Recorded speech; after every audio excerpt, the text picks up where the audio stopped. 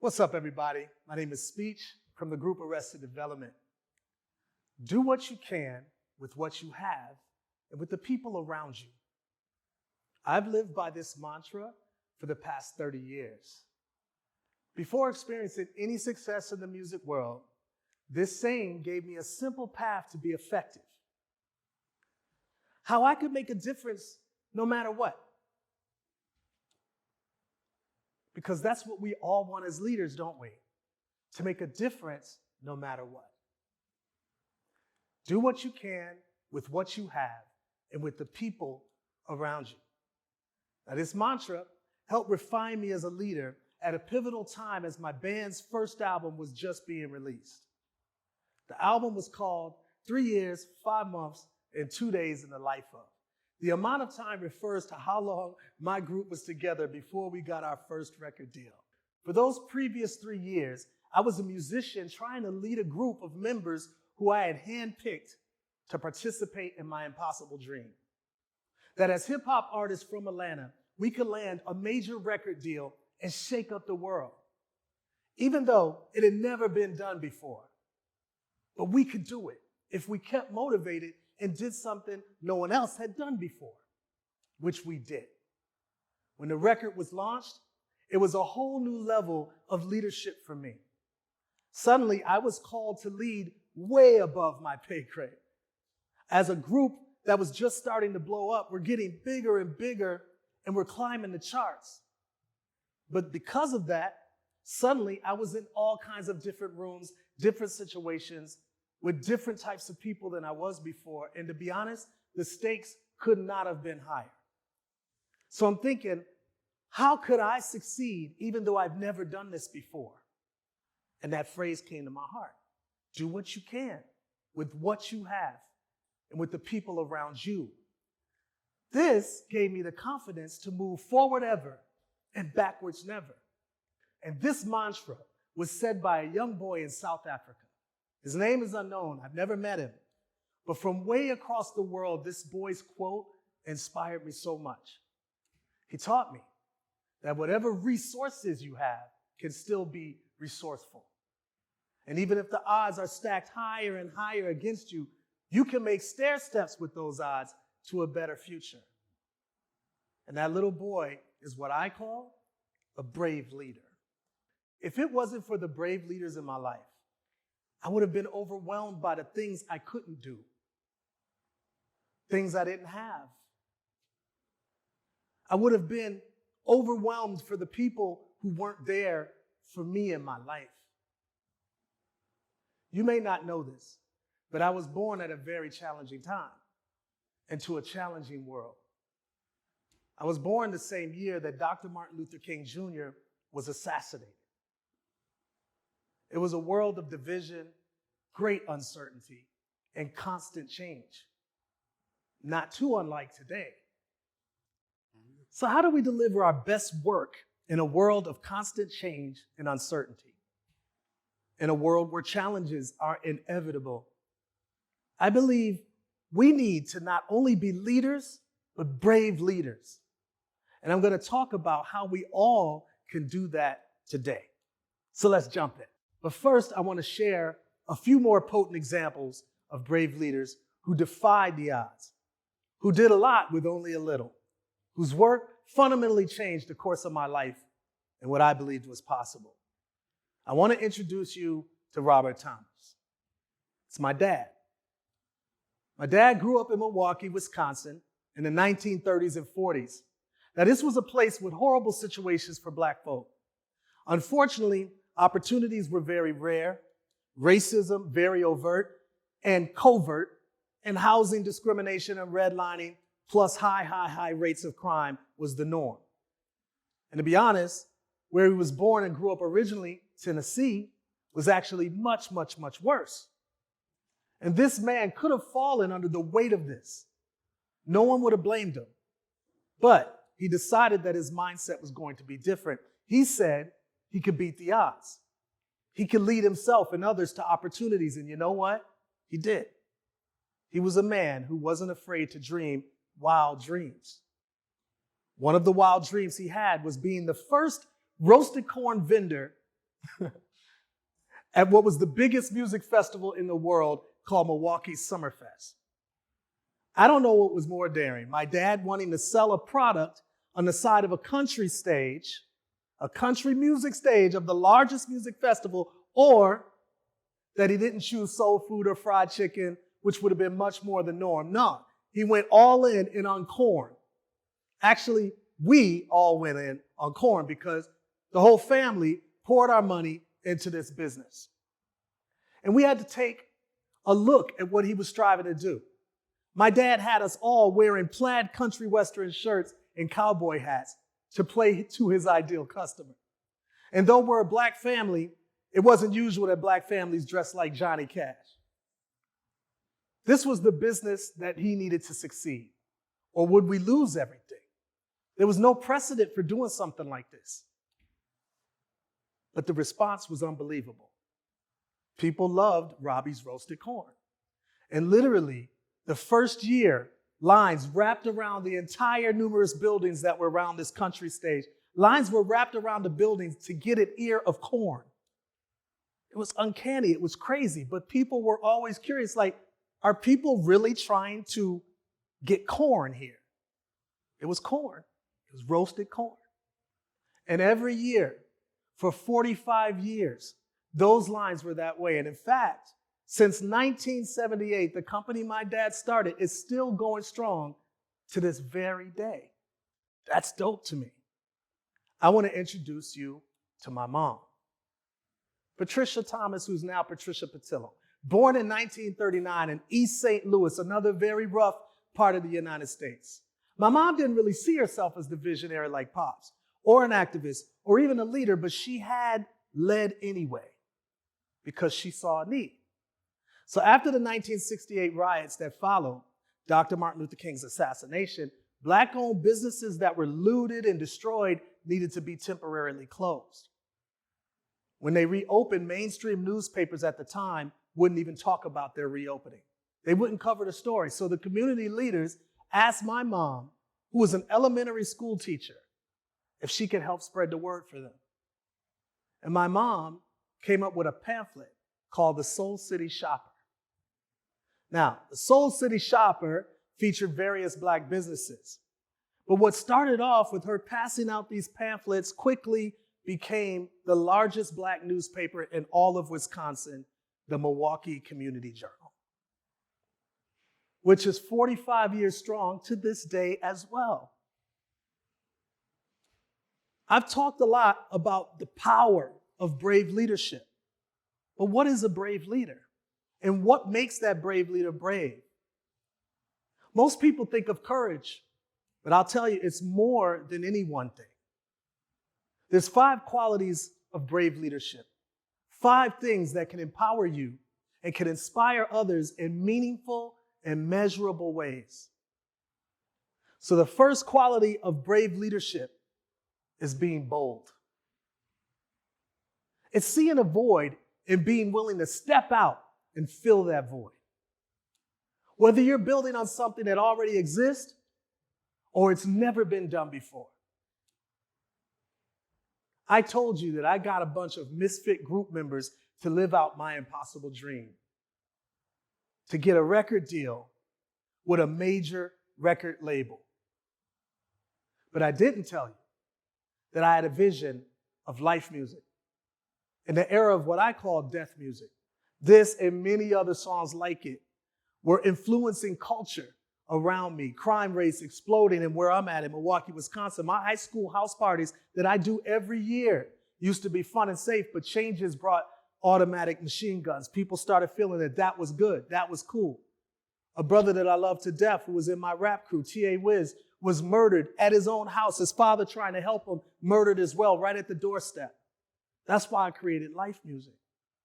To make music that uplifted people, that celebrated life. And I knew it was bold and I knew it was needed. Our music, our image, everything went against the grain, and it was desperately needed. But I also had a vision of making this band, this group, multi-generational. Most of us were in our early 20s, like myself, but the youngest in the crew was 13. The oldest was 60 years old. So we had an elder, we had men and women, Afrocentric, revolutionary, for the people, by the people. Sometimes bold leadership is about fulfilling a need that needs you. After our album release, I'm surprised, I'm totally freaking out. It's 1993 and my group won 2 Grammy Awards. For Best New Artist at that, Best Rap Single as well, 2 MTV Awards, NAACP Award, the Soul Train Music Award. It wasn't about the awards though, it was about the bold approach in leadership. Not only was our approach bold, but our first hit song was bold as well. See, bold can also be turning something bad into something better. That's bold. Hardship can become hope. Trauma can become transformational. I was transformed by writing a song called Tennessee. I'm going to sing the chorus for you.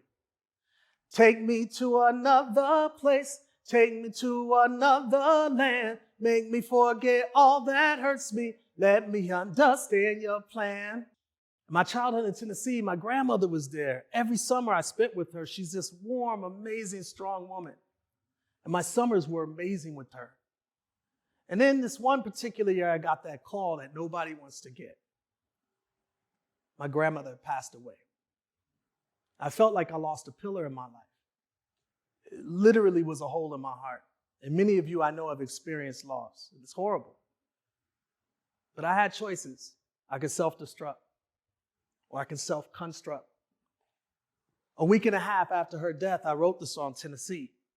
And at that time in hip hop, bravado was the way to make it. Like being hard, not showing your heart. This was the way to fame. But instead, I cried out to God. And I bared my soul. And trust me, it was a bold move. In 1992, Tennessee became #1 on Billboard's Hot Rap charts. In 1992, it soon after became #1 on Billboard's rap charts. I'm bugging. It was voted by the Rock and Roll Hall of Fame as one of the 500 songs that shaped rock and roll music. Sometimes fulfilling a need needs you. Now I'm going to sing the chorus again. Take me to another place, take me to another land, make me forget all that hurts me, let me understand your plan. The second quality of brave leadership is being resilient. Now, what do I mean by that? Being resilient is being willing to stare extreme hardship in the face and move on regardless. By 1994, our career was going extremely well. In fact, by this time, my crew and I had sold 4 million albums. We had toured all around the world. We had just went to South Africa and was literally spending personal time with Nelson Mandela. Like, it's crazy. We got back from South Africa. The next day from being back, we're performing for the first ever Hot 97 Summer Jam concert. My group was one of the headliners. Hot 97 FM is one of the nation's biggest hip hop stations. Now, the Summer Jam's star-studded lineup included Wu-Tang Clan, Nas, Queen Latifah, A Tribe Called Quest. The arena was packed out. And I'm sitting there, I'm watching the many artists that went on before us. And trust me, these are a lot of my peers, but also a lot of my favorites. And I'm fired up. We finally get on stage. I'm amped. We just came back from South Africa. I'm ready. I'm ready to tear this place down, 20,000 people. We go into our first song, and from the crowd of 20,000, there's about 1,000 or more yelling, boo, boo. I'm like, what? And in my mind, I'm really like, WTF, like what? As my lyrics pour out of my mouth in real time, my mind is thinking about everything going on here except the music. We're in the epicenter of hip hop's birth. Let me explain. We're a down south southern group, and we're in New York City with a New York and New Jersey crowd. And I'm thinking to myself, we've rocked here before. Why are we getting booed? And I'm like, okay, maybe we're getting booed because we're one of the first Atlanta groups ever to be this successful in hip hop. And New York doesn't like us moving into their territory. You got to be back in these days. There was a lot of East and West Coast stuff. The South wasn't even really mentioned. Performing in New York as a down South group in hip hop was volatile in those times. We used to do the Apollo in Harlem, and people would boo at you if you were whack. I was like, maybe we're getting booed because we're sweeping all these award shows. I told you, Grammys, MTV Awards, we're everywhere. And in hip hop, sometimes the more mainstream you get, there's extreme backlash. Lastly, hip hop was changing directions from this diverse cornucopia of subject matter. Rappers with all this musical types that they're doing and all this grit. But then it became just about grit in this narrower lane of drug deals and corner hustlers. And that's all it was starting to become about, regardless of the reasons we're getting booed. In fact, booed off stage, well, actually, we stayed on stage because our entire 1 hour set, we had to finish. We had contracts to abide by. So we're sitting here getting booed for an hour straight. Sometimes you have to endure the boo. Sometimes things are not going to go well and you are going to have to just endure it. I remember there was women in the front row, literally 5 feet away from me, just looking at me bored as I'm rocking this entire show for an hour straight, as if like, whatever, I hate you, get off the stage. And I had to go into my personal constitution, like, while I'm performing, while lyrics are going out, while we're doing our show, I'm going over what makes me me. Sometimes you have to go over what makes you you. I had to check off all the areas of who we really were. Okay, are we a great group? Check. Do we have a valid purpose of what we're doing? Yes, check. Are we imposters or are we authentic? We are authentic. Check. Do we belong here? Check. And so I said, I'm keep going. I'm just going to have to rock this. And we rocked it. So we went an hour with the booze regardless. It was just going on. After that, we released another album. It was called Unplugged for MTV. It went gold. We released a third album, and it was nominated for a Grammy as well, but we didn't win. It had much more lower sales, 500,000 from 4 million. But we kept going. The third quality of brave leadership is being adaptable. Being able to pivot in an instant. Let me explain. In 1995, my group decided to basically break up. We had a lot of internal beefs, a lot of stress. The fame was very new for us. We didn't totally know how to handle it. So it wasn't really an official breakup, but they asked us to do another album and no one was really on board. Everybody was just going in different directions. So I decided to start recording on my own, and I recorded a solo album, and I just titled this Plain and Simple Speech. What used to be a big group was just me, and to me it was a new chapter in my life. My girlfriend at the time, my present-day wife, her and I had a new baby. It was our firstborn child. I bought a new house. It was out in the sticks. It was beautiful, peaceful. My girlfriend, she moved in with me so we could all be a family together with our son. I was extremely excited. This was an amazing time in my life.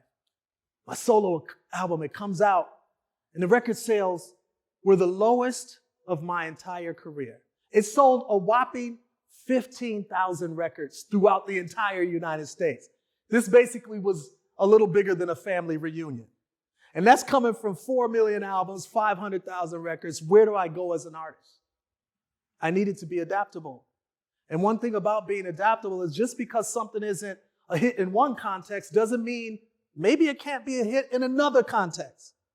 It's about being able to see what is good despite a lot of things being bad. And this, it was truly bad. Let me tell you a quick story about Kevin Systrom. Now, Kevin Systrom, he started this app called Bourbon, okay? It was in 2009. He called it Bourbon because he loved whiskeys and bourbons. And the app allowed users to check in, they could post their travel plans, and they'd share stories about their wine tasting and bourbon tasting and so on and so forth. This app did not do well. Kevin was adaptable. And he got input from the users. Now, it wasn't a lot of users, but the users said, yo, I love the photo aspect, but I don't really love the rest of this app. And Kevin took a step back.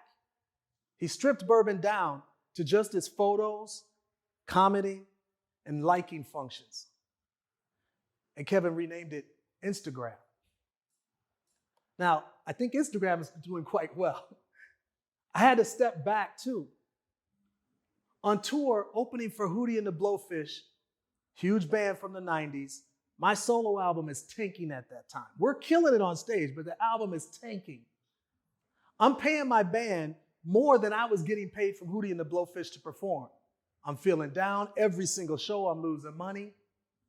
And I'm backstage after a show and I'm reading the Billboard magazine charts. And I'm used to having chart-topping songs from my Arrested Development days.